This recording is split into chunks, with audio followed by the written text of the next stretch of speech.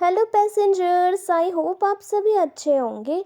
Last episode में हमने देखा था कि कुछ राज साइको यूनगे को बता देता है, वहीं दायून को भी अपने बचपन की अधूरी यादें याद आ जाती है। अब इस एपिसोड में दायून अपने बचपन को और यूनगे को साथ में देखती है।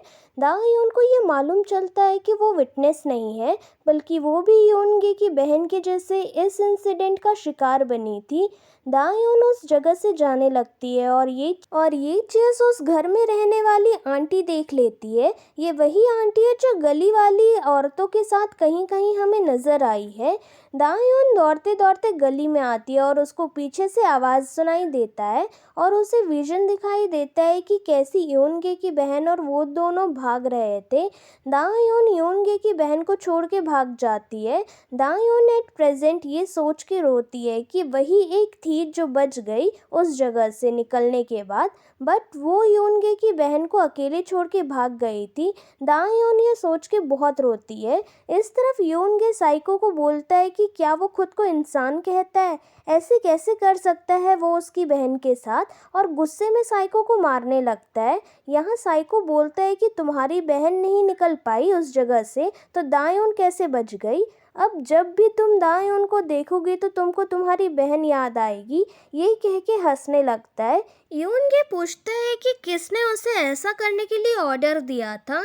जैसे ही साइको उस पर्सन का नाम बताने वाला था कि वो पर्सन यूनगे के पीछे आ जाता है। साइको उसे देखकर डरने लगता है। वो पर्सन यूनगे पे हमला कर देता है और ये एहसास दायून को होता है। दायून यूनगे को कॉल लगाती है और ढूंढते हुए रेस्टोरेंट पहुंचती है जहां यूनगे था ही नहीं। इस तरफ यूनगे बेहोश पड़ा था। जब उसे होश आता है तो वो दायून का कॉल देखता है। कॉल रिसीव करने पर दायून एक साथ सवाल पे सवाल पूछने लगती है। यूनगे बोलता है कि थोड़ा टाइम दो ताकि वो जवाब दे सके। यूनगे माफ़ी मांगते हुए कहता है कि वो किसी काम में था और इस बारे में बाद में बात करेंगे, ऐसा बोलता है। इसी के साथ हमें इस एपिसोड का टाइटल दिखाया जाता है। यूनगे जीवन तोक और हुआंग को बुला लिया था। हुआंग पूछती है कि वो पर्सन तुम्हारे अंधेरे में आया था जब तुम साइको से बात कर रहे थे, तब जब तुम्हें होश आया तब तक वो दोनों लोग गायब हो चुके थे, यानी कि साइको का भी कोई दुश्मन है। यूनगे कहता है कि शायद ये वही पर्सन है जिसे वो ढूंढ रहा है। जीवन तो यूनगे को घर जाने के लिए बोलता है। इस तरफ दायून यूनगे का वेट कर रही थी। वो यूनगे को आते देख उसे गले लगाती है और कहती है कि उसे लगा कुछ बुरा तो नहीं हो गया यूनगे के साथ। दायून पूछती कि क्या वो साइको के साथ था। यूनगे हाँ बोलता है। दायून बोलती कि क्या तुम पागल हो, क्यों गए थे उसके पास, वो बहुत डेंजरस है। यूनगे दायून को देखता है और उसे साइको की बात याद आती है कि जब भी वो दायून को देखेगा तो उसे उसकी बहन याद आएगी, तो क्या उससे वो ठीक रहेगा। यूनगे बार बार सॉरी बोलता है। फिर वो दोनों रेस्टोरेंट जाते हैं। दायून को उसकी मम्मी का कॉल आता है। फ़ोन रखने के बाद दायून बताती है कि एक्चुअली उसकी मम्मी हर 1 घंटे के बाद उसका लोकेशन पूछती रहती है। यूनगे बोलता है कि तुम घर पर नहीं थी, यानी कि दायून जवाब देने ही वाली थी कि उसका ध्यान यूनगे के गले पर जाता है। दायून समझ जाती है और साइको को बास्टर्ड बोलती है और कहती है कि उसने भी सेम वैसा ही किया जैसा मेरे साथ किया। यूनगे के गले पर भी चोट का निशान बन चुका था। दायून बोलती है कि क्या साइको ने तुम्हारे सवालों का जवाब दिया जिसे तुम ढूंढ रहे थे। यूनगे बोलता है कि आधा ही। तब तक बाहर पानी भी गिरने लगता है। अब यहाँ दोनों को ही कुछ ना कुछ मालूम चला था और दोनों ही सोच रहे थे कि वो बताएं कि नहीं वो सारी चीज़ें जो उन्हें पता चली है। दायून बताने की कोशिश करती है पर यूनगे बोल देता है कि आज वो थक गया है तो कल बात करेंगे। दायून फिर घर चली जाती है और अपने कमरे में आके सोचती है कि वो फेल हो गई यूनगे को बताने से। यहाँ यूनगे भी यही सोचता है। नेक्स्ट मॉर्निंग यूनगे का फ्रेंड बोलता है कि इस रेफ्रिजरेटर को बेच देना चाहिए बिकॉज मोहल्ले के लोग यहीं इसके आसपास आते और नाप नाप के चले जाते। दायून की दादी भी इस रेफ्रिजरेटर पे टोटका करके गई है। ताकि बुरी नज़र ना लगे। यूनगी का फ्रेंड कहता है कि वो बेच देंगे। यूनगी बोलता है कि ज़्यादा मत ध्यान दे इन चीज़ों पे, जिसे लेना होगा वो ले जाएगा। फिर जीवंतोक आता है और वो बताता है कि रात भर तलाशने के बाद भी साई को नहीं मिला।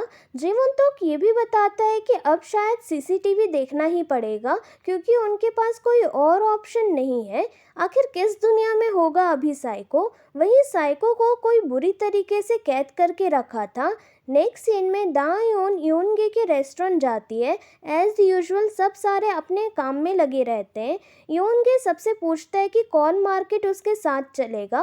तब दायोन उसके साथ जाने के लिए रेडी होती है। अब यहाँ दायोन और यूनगे एक दूसरे को बातें शेयर करने को देखते हैं जो उन्हें मालूम चली थी। यहाँ अब दायोन कुछ पिछली रात की बात बता देती है। यूनगे उसी जगह जाता है। वही अंडरग्राउंड स्टोरेज रूम में वो देखता है जहाँ उसकी बहन किडनैप हुई थी।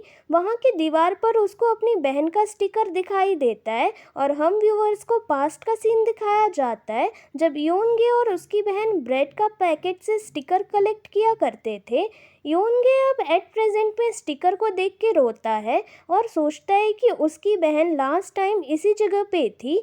तभी वहाँ का ओनर आता है। यूनगे उनसे पूछताछ करता है। वो ओनर बताते हैं कि वो इस घर में यूनगे की बहन के मिसिंग के 1 साल बाद आए थे और उनको नहीं मालूम कि इससे पहले ओरिजिनल ओनर कौन है। उन्हें ये घर खाली मिला था बस। जाते जाते भी यूनगे पूछने की कोशिश करता है, बट वो ओनर बोलते हैं कि वो हमेशा बिजनेस ट्रिप पर ही जाते रहते हैं, तो उनको नहीं पता कि कौन क्या है। यूनगे वहाँ से चला जाता है, बट वो मोबाइल में उस जगह का रजिस्ट्रेशन चेक करता है, जिससे उसे कंफर्म होता है कि वो ओनर सच कह रहे थे और यही बात वो वापस आके दायोन को बताता है।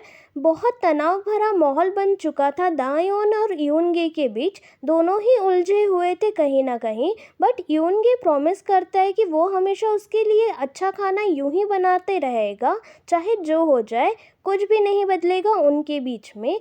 दायोन घर आती है जहां उसकी मम्मी रूम में दायोन के कपड़े फोल्ड कर रही थी।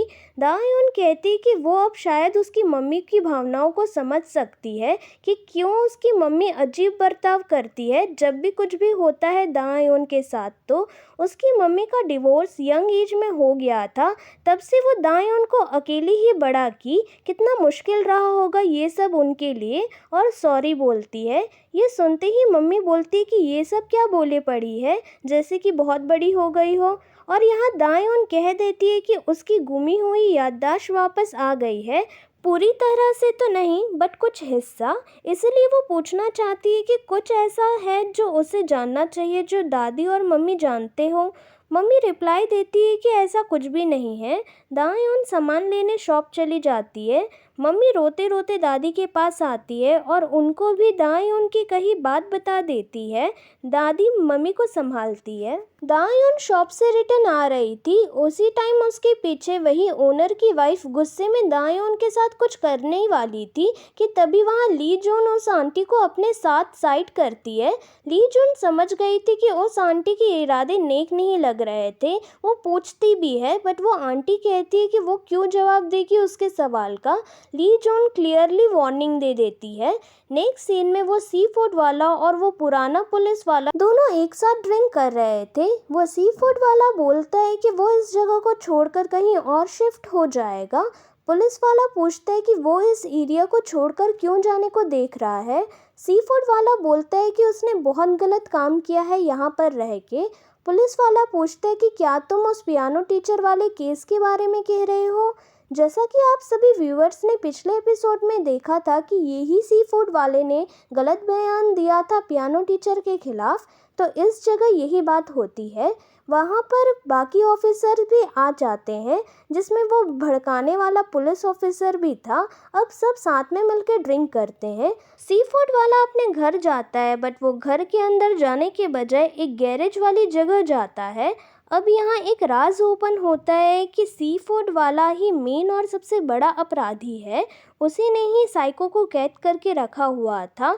साइको बचपन में भी इसी सी फूड वाले के कहने पर यूनगे की बहन और दायोन को अपने साथ उस लाल वाले गेट पर ले गया था।